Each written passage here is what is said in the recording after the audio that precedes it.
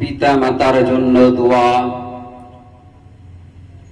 আমাদের উচিত যদি আমাদের কাছ থেকে পিতা চলে যায় কিংবা মাতা চলে যায়, তাদের জন্য আল্লাহর কাছে এই দোয়াগুলো চাওয়া।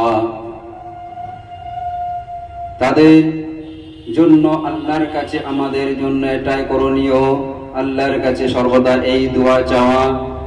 দুনিয়ায় থাকাকালীন আমরা যদি আল্লাহর কাছে এই দোয়াগুলো করতে পারি, রব্বির হামহুমা কামা রব্বায়ানি সগীরা, রব্বির হামহুমা কামা রব্বায়ানি সগীরা।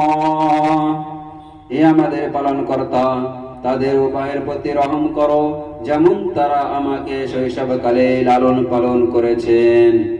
সূরা ইসরা আয়াত নম্বর 24।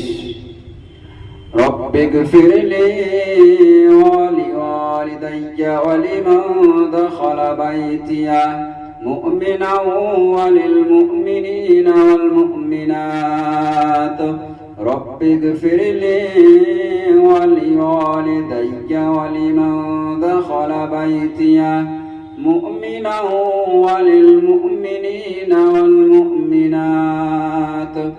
হে আমাদের পালনকর্তা, তুমি আমাকে আমার পিতা মাতাকে যারা মুমিন হয়ে আমার গৃহে প্রবেশ করে তাদেরকে এবং মুমিন পুরুষ ও মুমিন নারীদেরকে ক্ষমা করুন।